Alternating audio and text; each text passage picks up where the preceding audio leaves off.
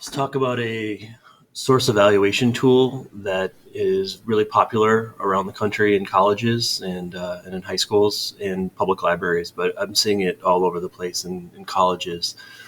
Um, there are a lot of these kind of tools out there. I guess this one's just maybe a little more catchy in its acronym, but it is the CRAP test, and it stands for Currency, Relevance, Authority, Accuracy, and Purpose. I actually found this version on a psychology website, Psychology Today, which is like a psychology journal slash professional magazine. And it's, for the evaluation of studying psychology. Like anything else, it's psychology that requires extensive research. You have to be really careful about your sources. So they're also using it. Okay, so it's pretty self-explanatory. First, the C is currency. That is, when was the content written? When was it published? And has it been updated? You can usually find this at the very top next to the author's name. There's going to be a date of publication. Or you might find it at the bottom. If it's a web page overall, there might be just like a copyright or something at the bottom. But look for that date of update also. A lot of people think that just because something wasn't written this year means you can't use it. That's definitely not true. You have to kind of evaluate it against the other sources that you're finding. If it's a topic that changes rapidly, then you're going to want something that's very current. If it's about an event that happened recently, obviously you need recent information. But if you're looking at like the psychology of like the impact psychologically on people of an event or something like that, you can look back and see the studies that have been done throughout history, really. I mean, and kind of look at the lineage of those studies. You just have to understand which came first and kind of the progression of those studies. So just because something is not from this year or 2 years or 3 years in the last 3 or 4 years, it depends on what you're studying. But a lot of times that's perfectly fine. Relevance, does it fit your topic? What does it do for your paper or the needs that you have for research? And also, is it what it appears to be? You're going to see some more about that in a minute too, but sometimes things are dressed up to be maybe truthful and they're not, or they appear to be legitimate, but they end up being some sort of clickbait slideshow or something like that. Does it, for an academic purpose, you need something that's written at an academic level. So that's important.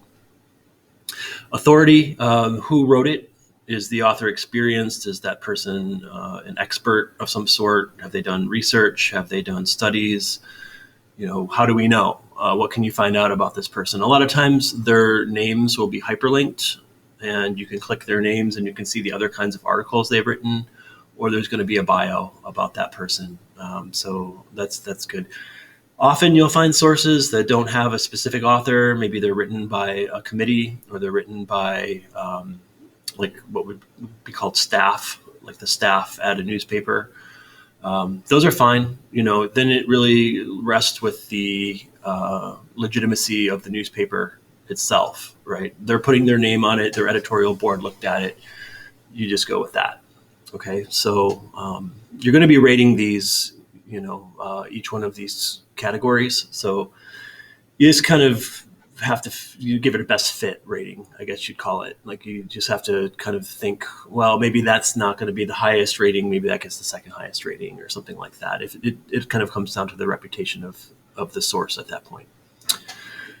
Accuracy.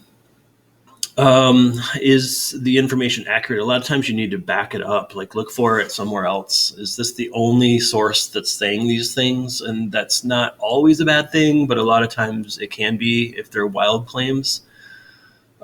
Sometimes it's, like a breaking story or something like that. Everything seems to be a breaking story these days, but a lot of times they're just wild claims. And if they're wild claims and nobody else is supporting them, or there's no evidence, then probably want to leave it alone, or you have to present it in your work as being a wild claim. Say that this is an outlier or something like that, or so-and-so asserts that this is true, but there's no substantiating evidence of that, or something like that. Okay, so have the results of these studies been replicated? That's what I was talking about. Are they showing up in other places? But also look to see if the author is citing sources, and we'll look at that in a second. And then purpose. Is the purpose of the piece to inform? Is it to sell? Is it to persuade? Is it propaganda? As this says, is it biased? Is it controversial? Is it to incite conflict? Is it just to drive up clicks on a site? So there are a lot of different purposes. Things show up on the internet, so you have to evaluate that. It's a really important one. I think it's last here because of the acronym, but I think it's also kind of a good place to stop and reflect on the piece overall and its legitimacy. Okay, I want to show you a few quick sites here. This one we've looked at before, and what I want to point out is that this does a lot of the crap test work for you.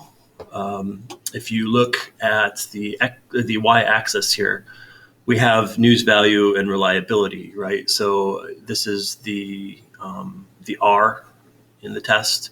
So as you go further up the y-axis, things are getting more reliable. So if you get anything that's up above this green line, you're going to start giving these really high ratings. Okay, so I mean, even like here, this says analysis or high variation in reliability. That means you'll find some reliable, some unreliable. So this gets a little sketchy down here, but once you start getting here, mostly analysis or a mix of fact reporting and analysis, and then this is solid fact. Okay, so it depends on what you're looking for, but anything above this green line, they kind of recommend as being reliable. And then you have the y-axis, of course, which is kind of here as the 0 point, and then this goes to the liberal side, and this goes to the conservative side. This really addresses purpose, doesn't it? So the purpose of these out here are going to be to persuade, to incite conflict. They're going to have agendas. But once we start getting into this area, these are going to be their purposes are more to inform. That they will have persuasive pieces. They'll be in the op-ed columns or something like that. But mostly, their editorial boards are looking to keep things pretty straightforward, pretty honest.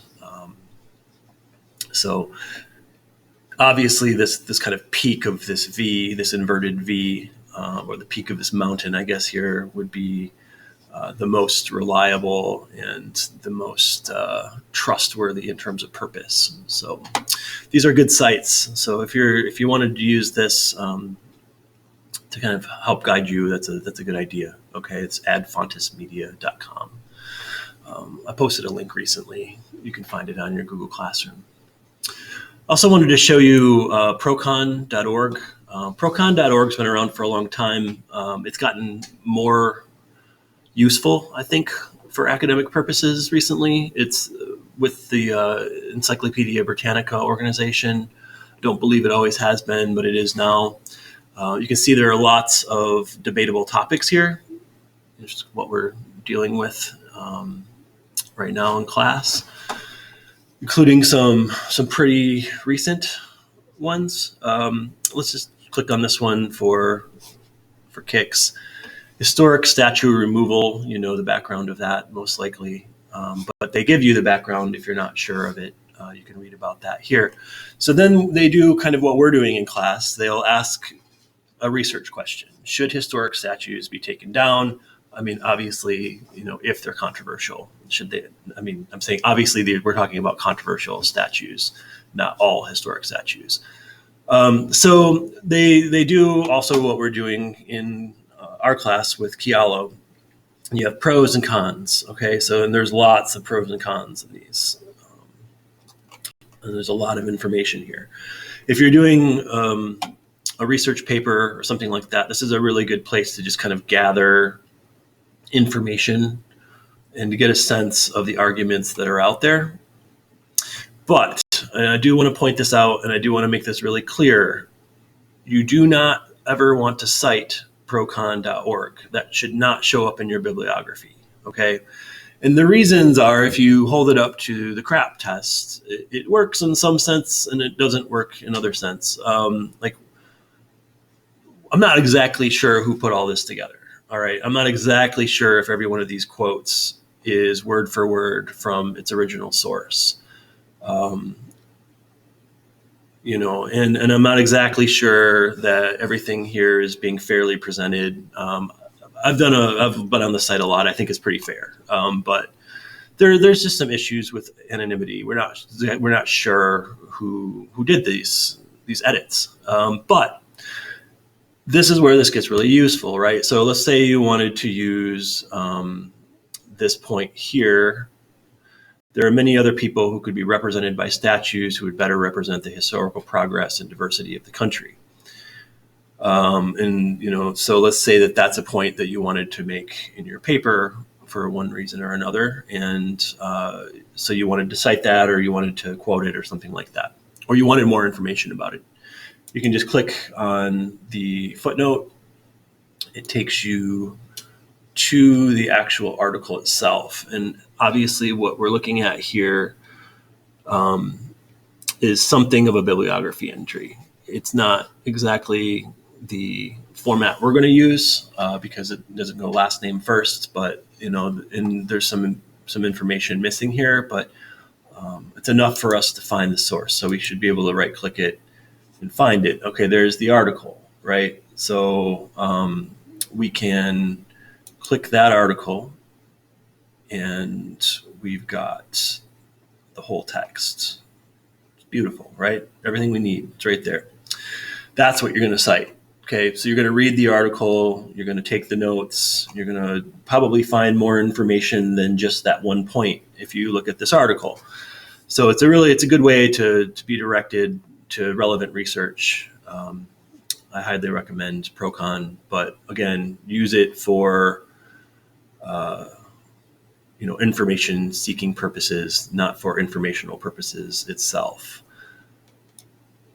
Same thing with Wikipedia. Wikipedia is great. A lot of information on Wikipedia. It's a good way to find quick information. I was having a debate about mountain lions with my nephew yesterday, and we both ended up on Wikipedia looking up, the species and some of its derivations, and I won the argument. But anyway, Wikipedia can be great for that kind of thing, for finding information quickly, but you don't want to cite it. And if you really, if I really wanted to make my point clear, I'd want to track down the original source, just like I did here on Procon. One more thing I want to show you. All right, Google Scholar. Google Scholar is also a way of making sure that you're finding legit sources. So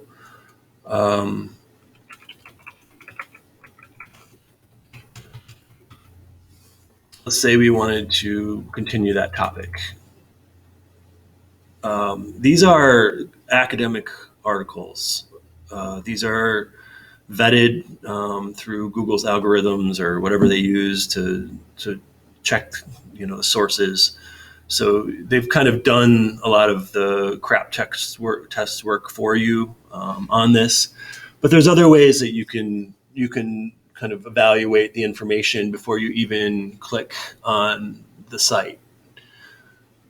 For one thing, we have the source here, and we can go back to our chart, and we can see New York Times is well in this reliable rating. But not all of these are going to show up on that chart, because a lot of these are going to be academic journals, or even a lot of them are like doctoral thesis papers. So, those aren't going to show up on any kind of matrix or anything like that. But there's a few things you can do here. You can just check out the source by, right clicking on it. I'll just tell you that that's a journal. That's a cultural geography journal.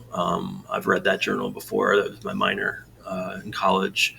You can also see that this paper itself, 8 other articles that are scholarly articles have cited it. It shows up in the bibliography of 8 other writings that Google Scholar recommends. You can see this one's cited by 11 different ones, and you can actually find those too. So those are articles on the same topic, which is really useful, right? Like you can find a lot more information this way, and you can find it really quickly because you see, like, ooh, that's a good article. Oh, these people think it's, a worthy article. Also, it helps with the reliability, but it also helps point us in the direction of more research. So these are all really useful features. A lot of times you'll click on the article and they try to make you pay for it because it's behind some sort of academic paywall, like journal paywall that's for like professional people in that field, and so they pay for it, but you don't want to pay for it.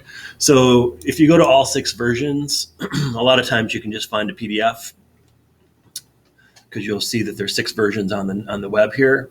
4 of them might be behind a paywall, and then 2 of them might not be. So you just kind of click your way through until you find one that's free and that you can use. When you're in college, you'll be working through your college library, and they'll have agreements, so you'll be able to find all this information for free anyway. But you'll want to use Google Scholar for that.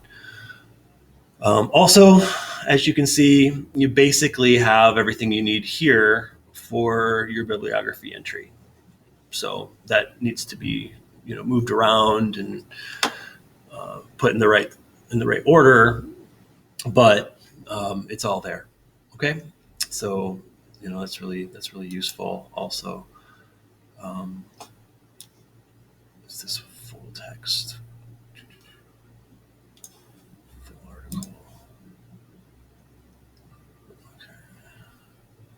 They want me to pay for it, I think. Oh, there's an abstract. Abstracts are one paragraph that you can read that will summarize basically everything that's in there, and you can tell a lot from an abstract. So that'll save you a lot of time. If you just read the abstract, you can usually tell if it's something that you're actually going to want to use or not.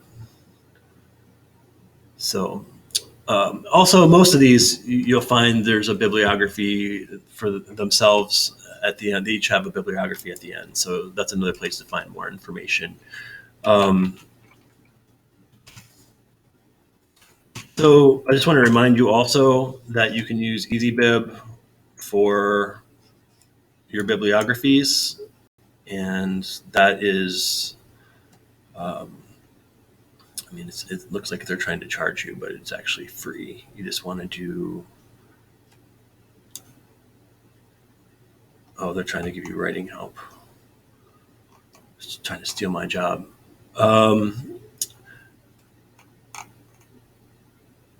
Create a citation.